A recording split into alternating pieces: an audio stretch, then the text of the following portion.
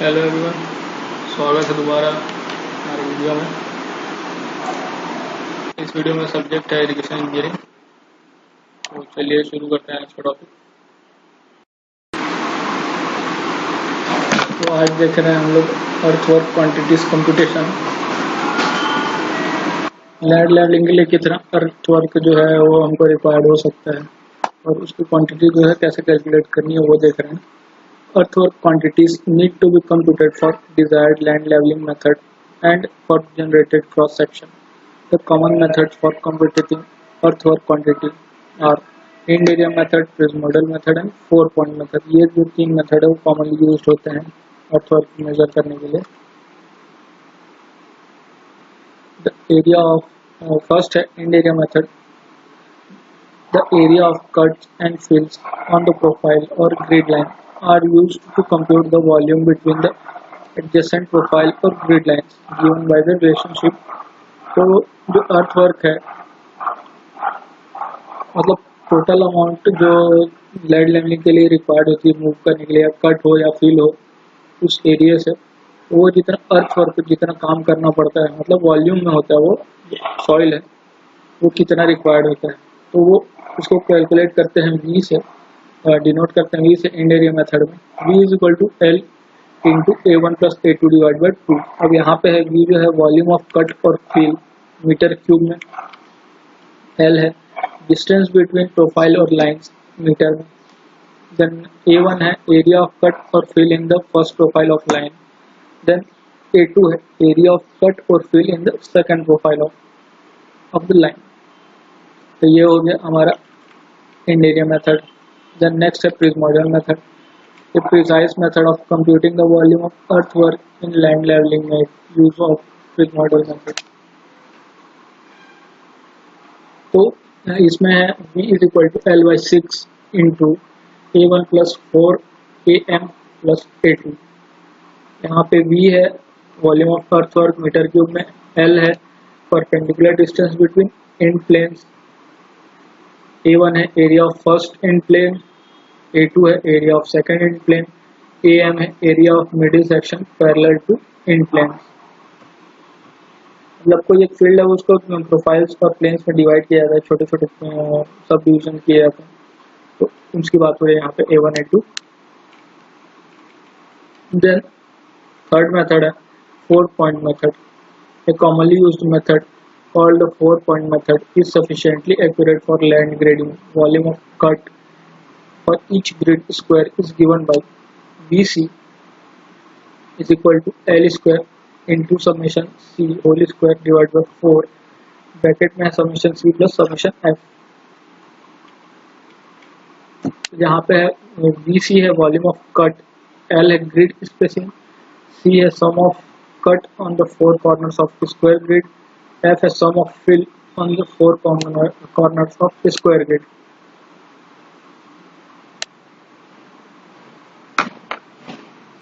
तो ये हो गए डिफरेंट मेथड जो अर्थवर्क क्वांटिटीज मेजर करने के लिए यूज किए जाते हैं।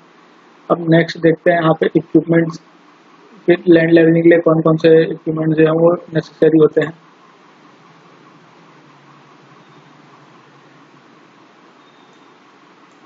Equipment operated by animal power. तो सबसे पहले तो आप इक्विपमेंट्स फॉर लैंड ग्रेडिंग देखते हैं। Equipment use for land grading operation में be classified into 2 groups. First है animal power drawn and second है मैकेनिकल पावर ड्रोन। फर्स्ट है एनिमल पावर ड्रोन में आता है फर्स्ट यह metallic scoop. Annual power for land grading is economical for medium sized areas and up to a haul of 50 to 60 meter. The equipment can be operated by animal power as described below। So first है metallic scoop। This is also sometimes known as buck scraper। This is made of mild steel sheet in form of container, has 2 handle and arrangement for reaching the bullocks।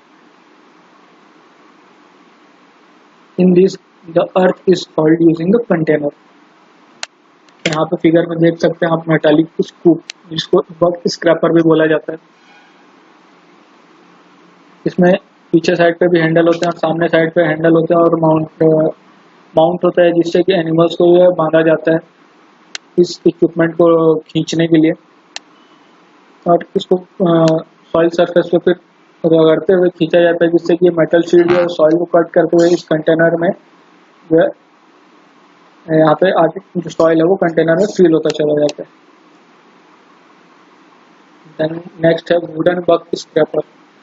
The wooden bug scraper consist of wooden plank fitted to a platform and a handle. The movement of earth is facilitated by standing on the platform and keeping the handle down.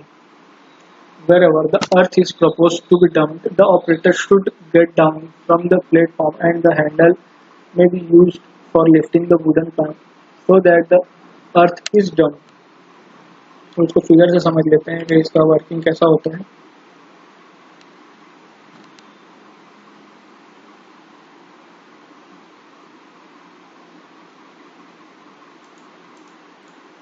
तो ये एक platform होता है, इसमें ये सामने का handle होता है जिसमें भी एनिमल जो है माउंट होते हैं।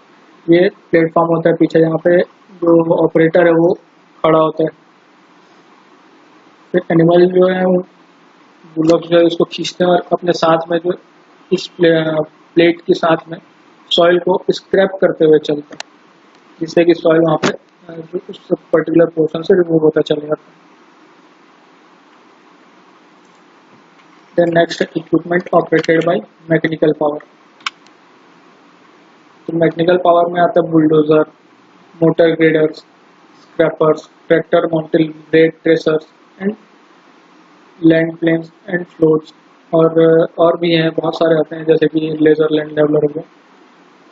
तो देखते हैं यहाँ पे कुछ के बारे में यहाँ पे देख लेते हैं। बुलडोजर।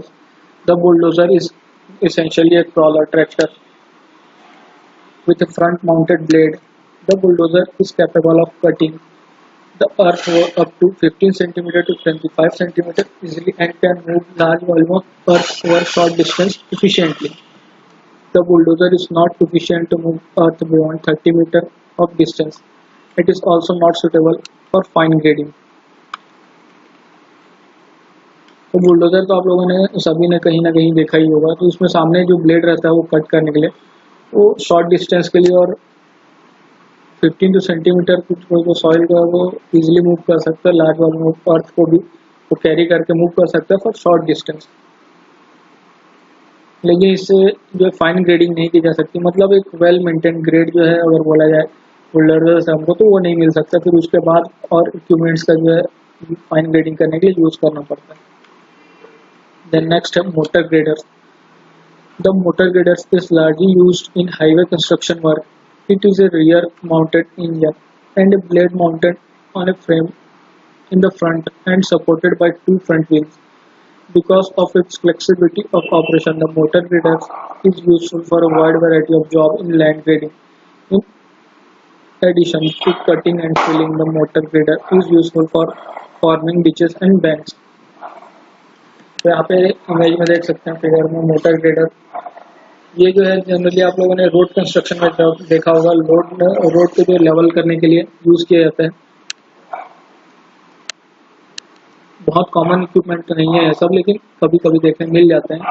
तो इसमें क्या होता है, जो स्क्रैपर ब्लेड होता है वो मिड सेक्शन पे होता है और जो इंजन है वो पीछे होता है और सामने जो ब्लेड के सामने और व्हील्स होते हैं जिससे कि फ्लेक्सिबल हो जाता है काफ़ी। और यहाँ पे जो बहुत सारे हिंज और माउंट रहते हैं जिसकी वजह से ये काफ़ी फ्लेक्सिबल होता है। और ये जो स्क्रैपर ब्लेड होता है मूवेबल भी होता है, मतलब इसको according to the need adjust किया जा सकता है इसके डायरेक्शन को, और कितना इसको कट फिल करना है, मतलब सॉइल कितना कट करना है वो भी एडजस्ट किया जा सकता है थ्रू हाइड्रोलिक्स।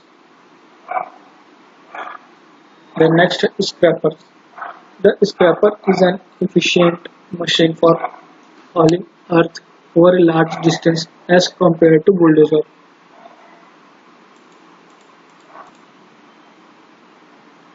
तो ये जो है स्क्रैपर जो बुलडोजर से काफ़ी इफिशियंट होता है और लार्ज डिस्टेंस भी जो कैरी कर सकते हैं, मतलब इससे रिमूव कर सकते हैं, लार्ज डिस्टेंस कैरी कर सकते हैं सॉइल को।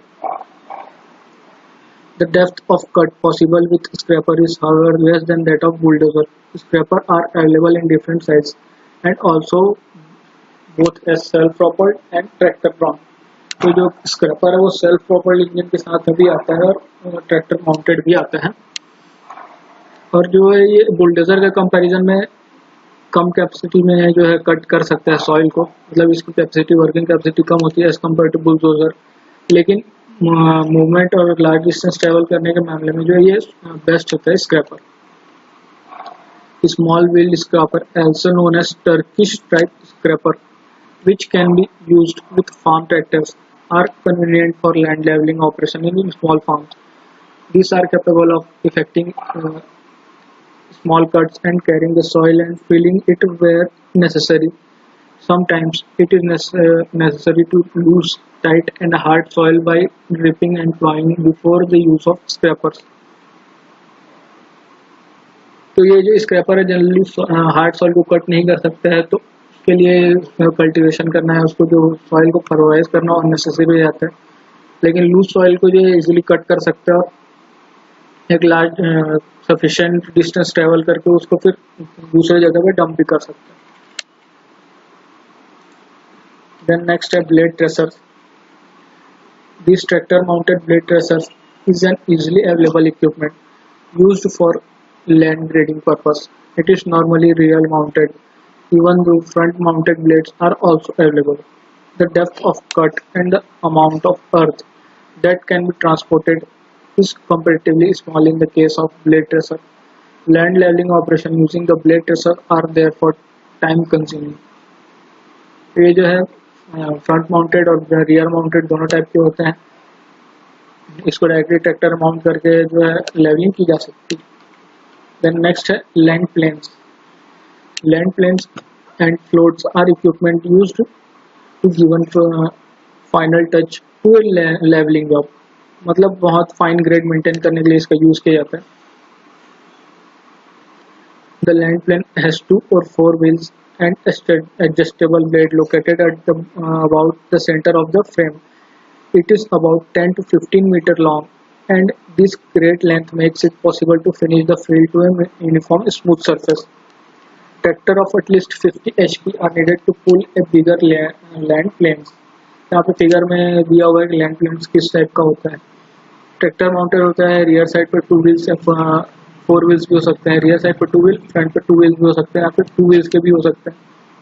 लगभग सेंटर पॉइंट पे इसका जो ब्लेड दिया होता है उसको एडजस्ट भी किया जा सकता है और ये एक बहुत स्मूथ फिनिश देता है लैंड लेवलिंग के लिए। The 2 wheel type plane hitched to the rear of a tractor. It is used for final leveling work.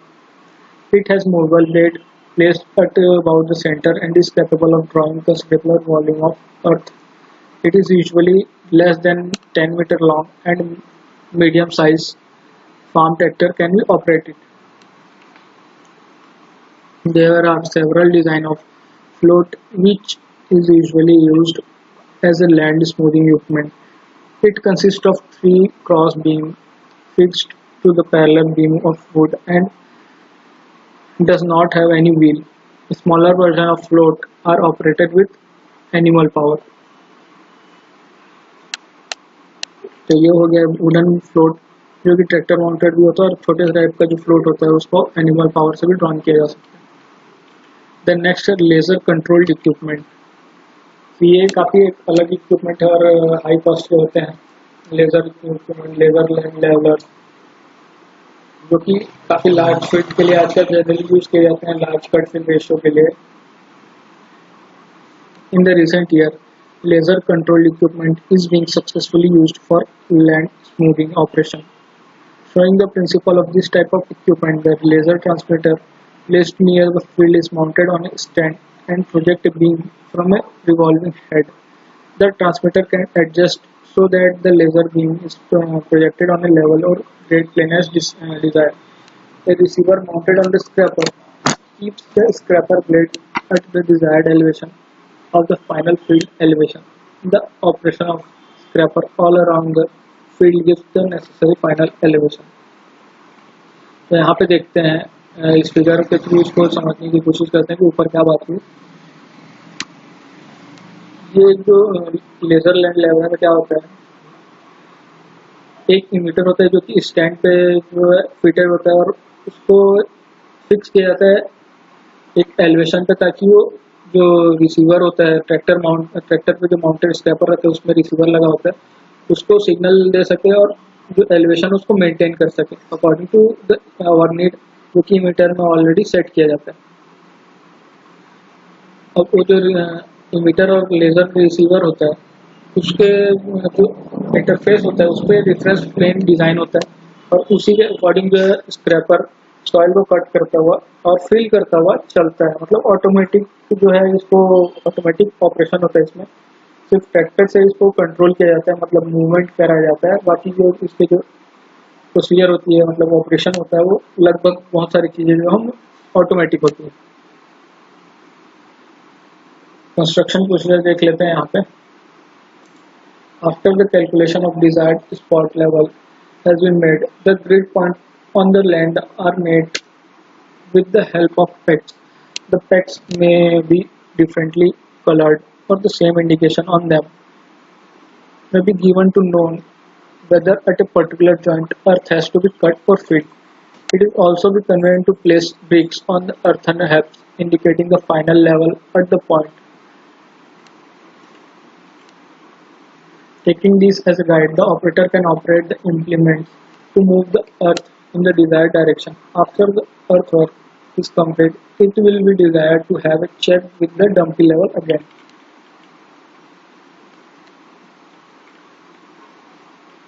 तो ये हो गया जो है वर्किंग लेजर लेवलर का या फिर लेजर कंट्रोल इक्विपमेंट्स का। तो यहाँ कंप्लीट होता हमारा लैंड लेवलिंग का जो सेक्शन है। तो मिलते हैं इस नेक्स्ट वीडियो में। इस वीडियो में इतना ही। Thank you.